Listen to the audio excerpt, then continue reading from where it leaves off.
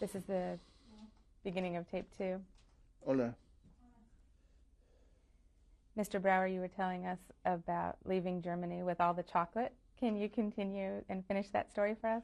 Yes, but this was not, it's only to tell you they all gift us presents, but they said now the Jews are leaving Germany with big lift and a lot of all what they possess, but it will come a day, then they will leave with a little, maybe a little suitcase, and they knew already at this time what they want to do with the Jews. And you remember them saying that? Yeah, I remember exactly. I said, they knew already. Said, now they're leaving. They let us go and take all our possessions. But a few years later only, they left without nothing. Maybe a little suitcase. And tell us what it was like saying goodbye to your grandfather and to your relatives. Yeah, we all invited them, our grandfather, my uncle, my This is your Uncle David? yeah, and her daughter, and his wife also, to come with us, not to come to Argentina or to immigrate. And he said, no, nothing will happen to me. I am a veteran, no, from the war, and I have my condecorations, and no, nothing will happen to me. And after the war, we learned he lost his life, and they deported them all to Riga and never heard about them again. In Poland? In Poland, yeah. And before you left Germany, was there anything else you wanted to add about your experiences there? I always discuss this with my kids, and they cannot understand. I lived there, and I knew the German neighbors. We had perfect, normal people, no assassins, no murder, but cowards. People who couldn't stand up and said, no, we don't permit this.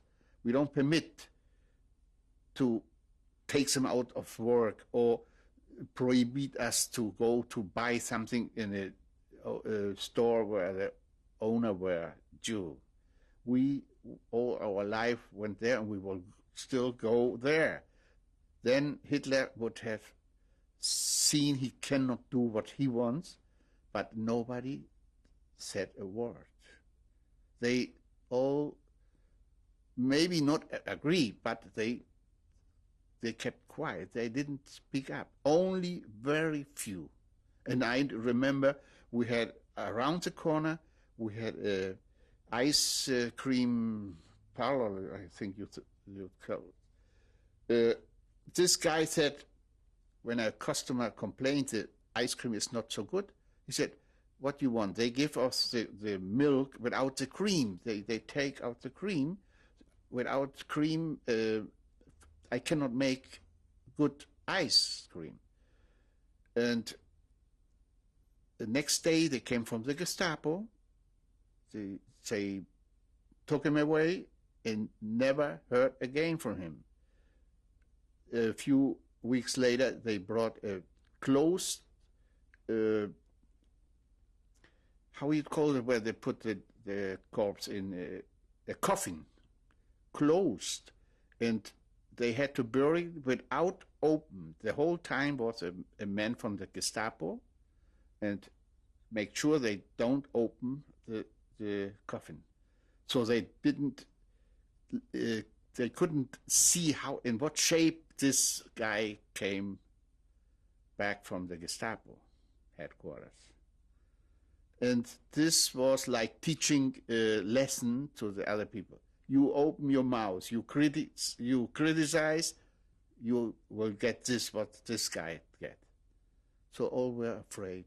They didn't speak. They let this, and they tell you they didn't know. They knew what happened to the Jew when they were brought to the trains, and nobody came back. But they didn't ask, they didn't speak. They were afraid. Did you have any other personal experiences during that time? Were you ever No, sick? when I went to school, I had to pass the station, the Central Station. So I saw the transport of kids leaving Germany. England or Great Britain allowed to enter kids, no grown up. So the parents said, better we save our kids. This was already in my time, in 1937, a lot of kids, hundreds of kids, left Germany for Great Britain. And you saw some of those trains I getting ready to go? Yeah, I saw a lot of times in the morning, I saw all these long lines, all the kids leaving, Jewish kids leaving Germany. And they get saved. I know a lot of kids, they survived in Great Britain. They're now living here in the United States, a few. They survived thanks to this kinder transport. Yes, and do you remember how that made you feel, seeing those children lined up to get on? Yeah, I always remember speaking with my parents, and they said, never I will do this. We die together or we live together. I will not. I am too egoistic, my mother said, to make this. But she understood. Some people said, I prefer to let my kids go and get safe maybe, and if I cannot go out, but this is, I can understand it from the standpoint of my mother. She said, no, I cannot let you go and stay here behind. What other things did your parents tell you about the conditions in Germany? Do you remember anything that they said to you to explain what was going on? They don't have to explain. We were very early, how you can say, ripe. We were grown up before our time. We were 10, 11, 12-year-old. My eldest sister was 12-year-old. I was 11, 8 was my other sister. We were older. Mature, exactly. We were mature. When you live in this surrounding, you get mature before your age. You don't need to ask. You see, you hear all the time what happened. So you were no longer really children in that sense? No. I remember also I liked the song. They sang the Hitlerjugend, and before I left Germany, I was a month in a hospital, and in this time we didn't have separate rooms. This was a big room, all the kids, one bed on the side of the other, and they were all members from the Hitlerjugend, and I didn't tell them that I was a Jew. So they sang the song from the Hitlerjugend, and I sang the song from the synagogue. And I told them, when they didn't understand, I said, this is Brazilian. I am from Brazilian, this is Portuguese. And they believed me. But in the last day when I left, I told them I am a Jew. They were so how can I say, so mad. I was happy I didn't have to go back in this room when they heard I was Jew. Really, they were angry? They were angry, yes. Did they say anything to you? The whole time they were living with a Jew and making friends, and now they know that I was a Jew. This I remember. Why were you in the hospital? I had diphtheria. At this time, it was very dangerous. And I had it twice. A year before I had diphtheria, I was not in a hospital. And the next time, the same thing, and then they brought me to the hospital. I was 4 weeks in the hospital. So when you left, you did not have to return to that ward from the hospital? No. And then how long after that did you leave Germany with your family? Only a few months later. we left. This was mid of year, yeah, and I only a short time went back to school, and then I left. 17th of December, 1937. And do you remember leaving Germany, and how did you journey from Germany to Argentina? Practically speaking, how did you go? In a big, how do you call it, a steamer? Monte Olivia, it's the name of the German. And I remember the captain. We were only 100 passengers in this big ship. It had a capacity of more than 1,000. And there were a few German, not Jewish, and they want the Jews separated from their table. They had long tables in the how do you say, in the eating rooms, and they asked the captain to separate the Jews. They didn't want.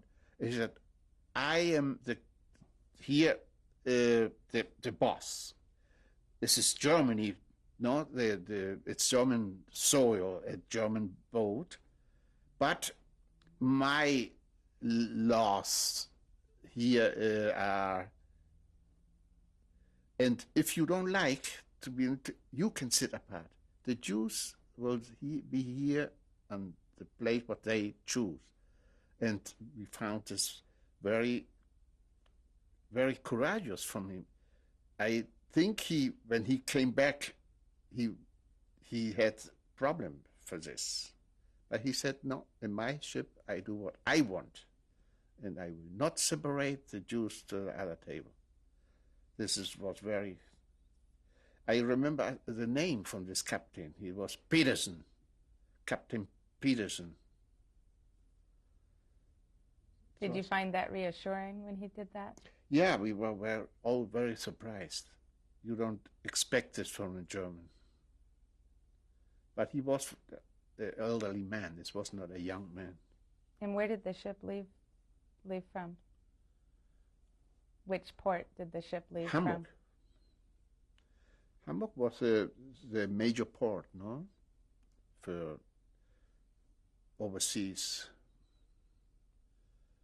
And it was the Jewish committee then that helped you obtain the visas? Yes, I don't know if they helped us to get the visa. I don't think so, but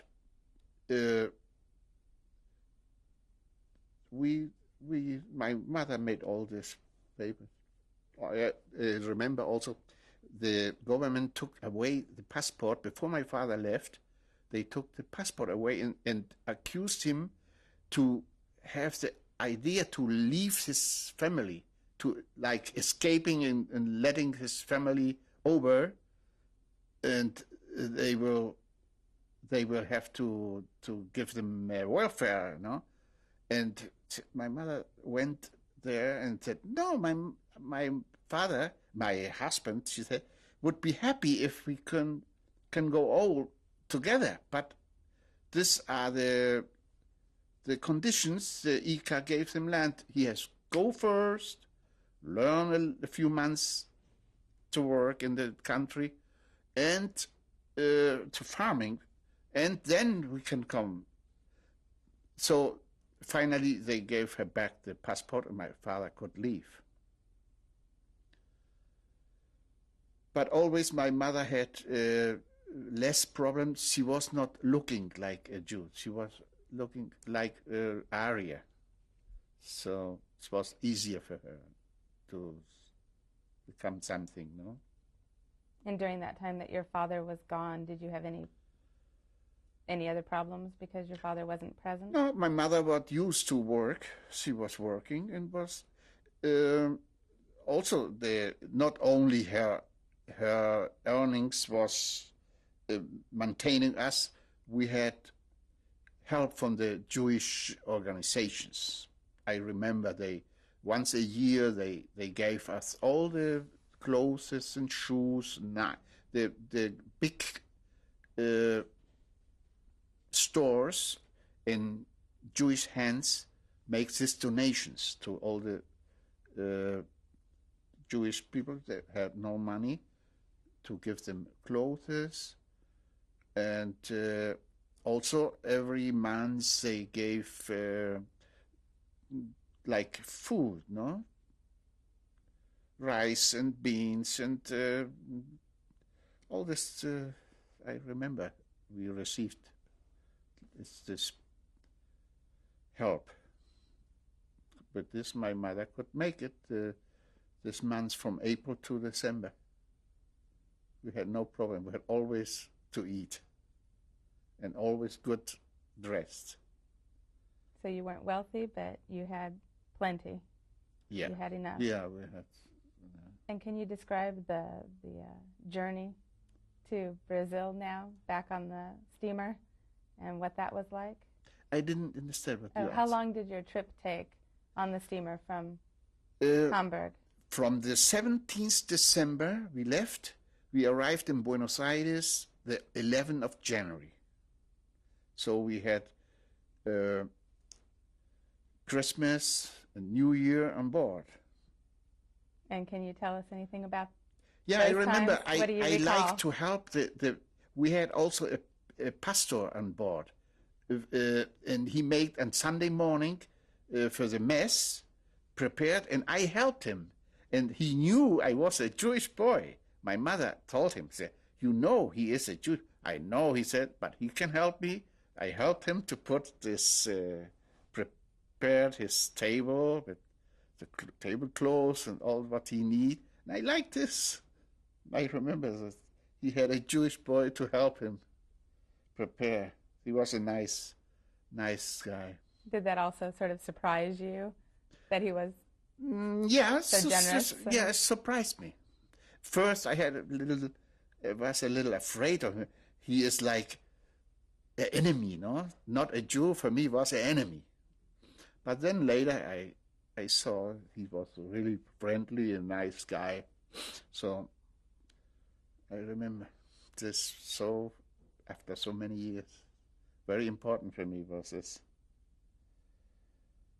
And then you arrive in Argentina? Yeah, in Buenos Aires, and we stayed only 2 or 3 days till we took out all our things from the how you say, aduana, or it has to go to customs, exactly. And then we left and trained to Moisésville. And tell us about that. Your father met you when you arrived. Tell us about the after reunion. so many months. We were invited in a house from a neighbor where my father was working, learning. And the next day we went, our house was ready, a new house. And when, the next day they went to bring from the train station all our belongings, and then they put it all in the house, the beds and all this, what we brought from Germany. And I began to work in the farm. I liked it. We had our cows. They gave us 14 cows to milk, and like 7 horses, and all the equipment we need, all was new. And we owed them like 17,000 pesos. For us was a fortune. We never will pay this back. Well, we had to pay it back. And then it came the inflation in Argentina. In a few years, we could pay this back, and it was really easy for us to pay all what we owe to the ICA back. And tell us, how far was this village from Buenos Aires? This was like 13 kilometers from where our farm was, 100 hectare. A hectare is 100 by 100 meters. So 100 hectare was a kilometer by a kilometer, a kilometer square. we had 13 kilometers from the little town. And you're out in the country, coming from the city. And Yeah. tell us how that felt Yeah, to this you. was, but I get used quick to this.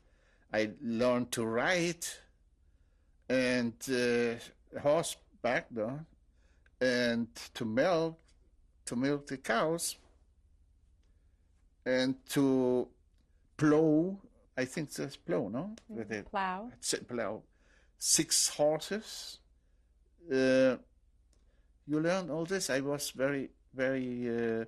We were surrounded by older farmers. They were living, all Jewish, but they were living already like 40 years there. And so they taught us. They said, no, you don't do this way. You have to. And I learned from them how to plant a tree, how to, all the work they taught us. And were you happy there? Very happy. Very happy, especially when we read the newspaper, or soon, a few months later, we bought a radio. They were all criticizing us and not buying a cow, buying a radio. But my mother said, I have 4 kids and they cannot live like ignorant. They have to have a radio to hear news, and you are in the country, you have to have something like a radio. So we hear about from the BBC London about what happened in Germany, and we were very happy to have saved our life coming to Argentina. Do you remember what any discussion was about your family that stayed behind? Your mother's feelings, her father, your uncle? Yeah, we only had mail or letters till the war broke out in 1939. Then we didn't know nothing about my grandfather, my uncle and his family. And only after the war, we wrote to the Red Cross International and asked them for information, and they told us they need time. Please don't ask. We will connect you when we find out. And a few months later, they wrote us, my grandfather died in a concentration camp. He was not deported. He died in where they brought elderly people, no? They call it Altersheim. And my uncle and his wife and my cousin Senta, they were deported to Riga. And then later I found out my cousin had a child, and this was 6 months old, and was deported together with her, and never heard about again from her. So the last that was heard was they were deported to Riga. Yes, this is what we know. In 1942, they were deported from Hamburg, all the people, to Riga. And as you were in Argentina, tell us, going back a little bit, about how you felt when you first arrived there. Did you have a sense of relief, immediate sense of relief that you weren't living in fear? Were you happier because you could be outside and not have that daily fear? Sure. I remember also when I came, I was used to, when you met a person, in German they said a Diener. The girls make a knicks, like we know it before the Queen. Like a curtsy. Yeah, and I was making how you call it in English? To bow. Yes, to bow like the Japanese do it, no? And that's still today. And they always said to me, here we are in a free land. you don't bow for nobody. And I get used to say hi without bowing. This was important for me to be in a land where you don't have to bow. I didn't see it this way. This was old-fashioned use to a kid has to bow before when he salutes a person older than he. But it's nice to hear you are in a free country. You don't have to bow. And the village you were living in then was all Jewish. And tell us about was there a synagogue? What rituals could you observe? Yeah, but we never went there. It was too far. We wouldn't have go with a car. We had this little two big wheel carts with horse, but on Saturday we didn't use this or to go to synagogue. So we had formed a synagogue in the house of. Continue.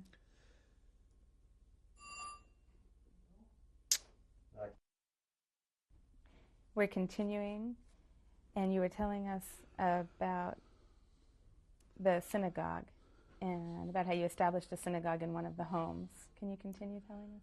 Yes, we didn't have a building first. We made it in a house from one of the farmers. No, the neighbors came, and we made not every Saturday. They were not very religious. Only the holidays we made it. The first, my bar mitzvah, they made it. Let's see, a year later, after my arrival, I had my bar mitzvah. Can you describe that for us? Tell us Yeah, everything it was nice. about that. I get presents, like one gave me 2 sheep, another gave me a sheep. I had a whole, how you call this? A herd. A herd of sheep, yeah. I had the income from this sheep. To learn to how you cut the wool, and I sold the wool, and I could buy a shirt for me or pants like they use the gauchos. There's a special pants they use, white, and I like to dress like them. Like a cowboy. Like cowboys. But it's different than the cowboys here in the United States. The gauchos, they dress different. But I like to dress like the gauchos. And also to buy what I need, saddle for the horse, and all the stuff to look like a gaucho. And tell us about your bar mitzvah and your preparation for that. Yeah, one of the neighbors prepared me for I was speaking, not speaking, but reading very good Hebrew from the Talmud Torah Schule from Hamburg. So it was easy for me to learn what I had to learn for the bar mitzvah. And I remember it was a very nice day. How many people were there? Did everyone come from the community to help you celebrate? We had like 100 persons in our home. It was nice. And had your grandfather, who you'd gone to temple with in Hamburg, was he in contact with you at that time? Yeah, he was.